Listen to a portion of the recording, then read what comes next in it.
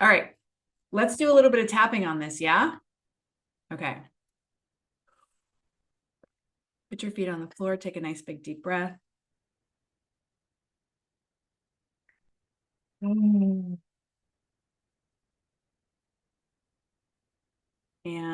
tune into that level of resistance. Notice where you feel that in your body.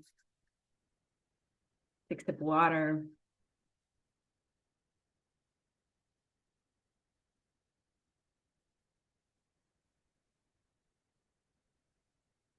And let's start on the karate chop point. Even though there's all this resistance around thinking highly of myself, and it's keeping me from walking around in the world unapologetically. It's keeping me from owning my gifts and talents at 100. And it's keeping me from making more money. And there's a big old part of me that does not want to let this resistance go. Maybe because I was taught that I'm a better person if I try to manage and control other people's emotions. Isn't that nice? And maybe I don't want to let this go because thinking highly of yourself is arrogant. And I don't want to be arrogant. I want to be nice.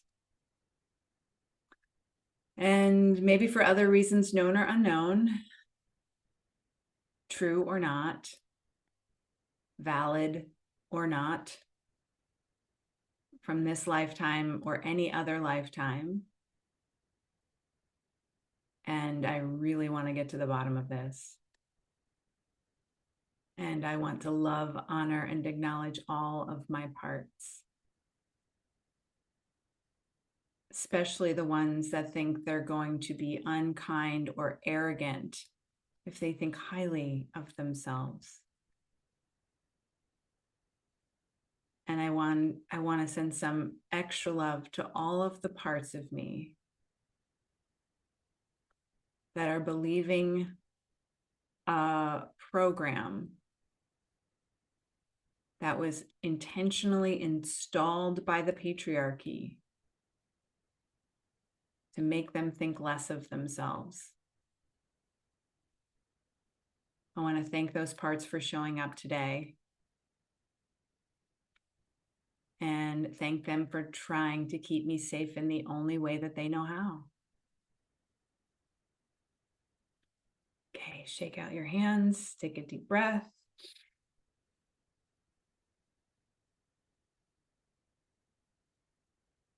All this resistance to believing that I am a magnificent human being who is worthy of the best that life has to offer. If I think that, they're going to think I'm arrogant. That's rude. Who am I to think highly of myself? If I show up thinking highly of myself, people are going to get pissed. They're not going to like me. It's going to reflect back to them their own limitations. And that's not nice. That's going to make them feel bad. And my whole existence is centered around managing other people's feelings and making sure other people have a lovely experience of life. That's my job, and I'm sticking to it. And it doesn't matter if I'm sacrificing myself at their expense, at my expense, because at least they're going to feel better and not see what's lacking in them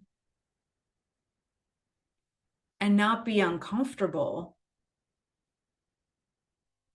I mean, someone else's discomfort is my responsibility.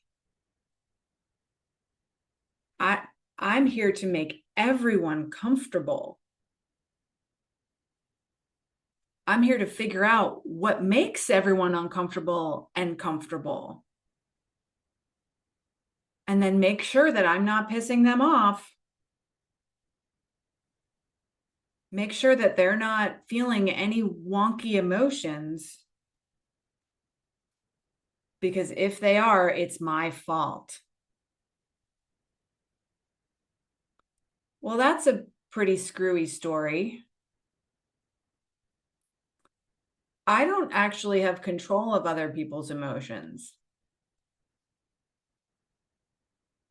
And it's actually not my fault if someone feels one way or another.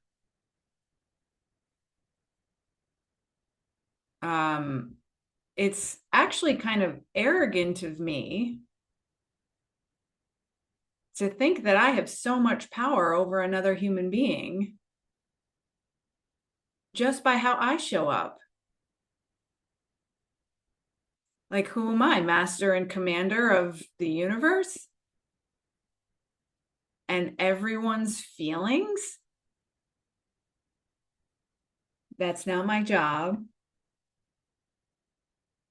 But I've been taught to think it is. Because if I think it is, if I believe that it is,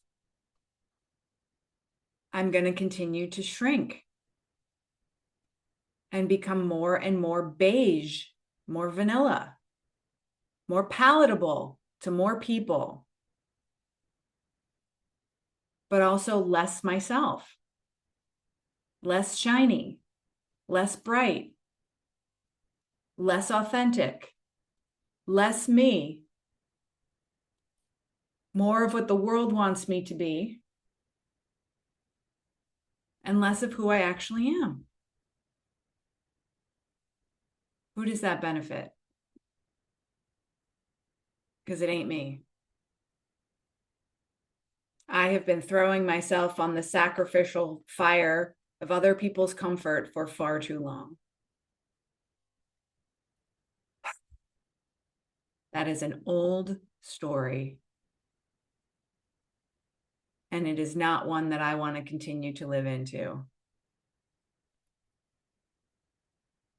But it is really familiar. So I'm just going to stick with it.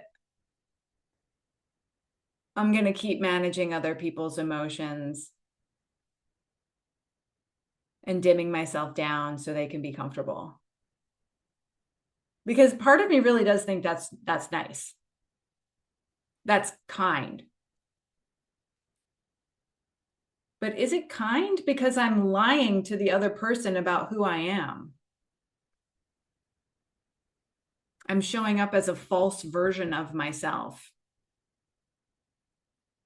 because I don't think they can handle the real me. Who am I to judge what other people can and can't handle? That's not my decision to make. Other people are grown adults. They can handle whatever is in front of them. And they're going to bump up against their own limitations, whether I'm shining at full capacity or not. That's not my job. It's not my responsibility to manage other people's limitations or to even think that I know what they are. Who am I to think that I know best for someone else based on limitations that I'm making up in my mind that I think that they have? Maybe me standing in my light is actually the biggest gift I can give to someone. because maybe they do bump up against a limitation. And they see me and they think, oh, damn, she clearly doesn't have that same limitation. She's just out there being herself in a big, beautiful, bold, authentic way. She's not following the rules that I'm following. She's not in the cage that I'm in. So if one woman is living outside of that cage, and I can see her right in front of me, maybe it's possible for me to live outside of my cage too. Maybe my cage was imaginary all along. Maybe it was just a belief system that I was taught by the patriarchy so that I would stay small and not cause a ruckus and not create change and not be that reflection of someone else's freedom.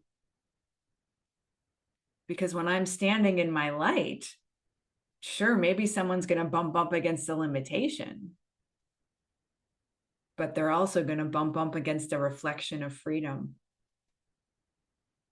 So maybe my freedom actually starts to free other people. Wow. I'm not here to play small. I want a big, beautiful life that feels like me on every level. And I can't have that life if I continue to play by the old rules that were made up by some misogynistic white dudes who even knows how long ago. My time is now. And I want to speak out and use my voice and hold space more comfortably and get bigger and express myself in new, big, bold ways. I'm done with this old program. I've had enough of this dimming myself down and shrinking.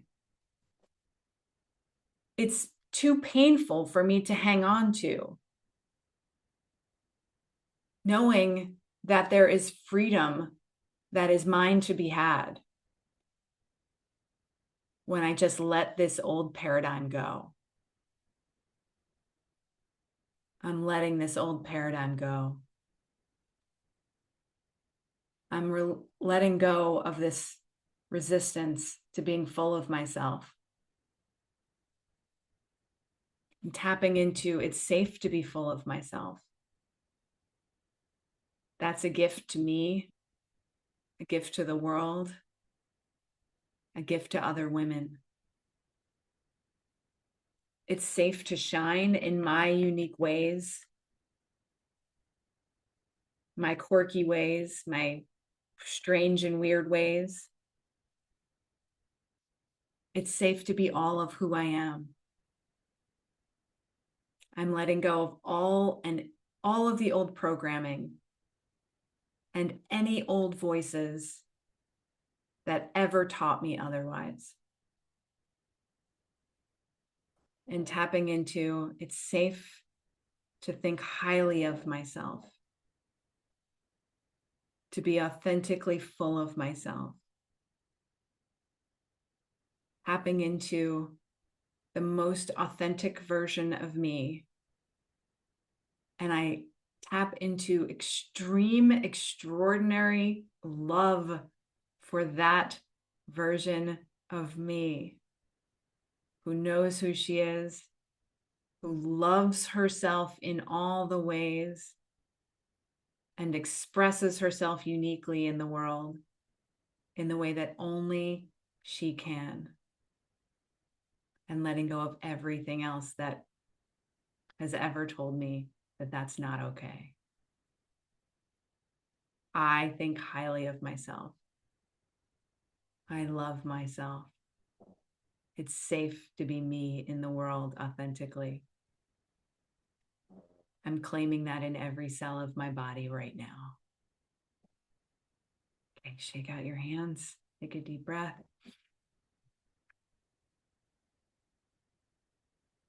Tune back into your energy.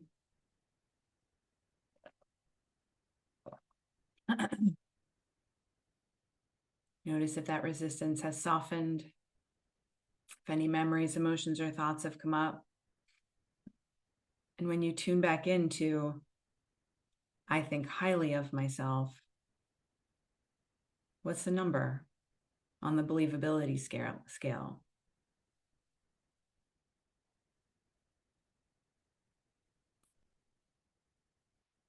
Did you feel any shift?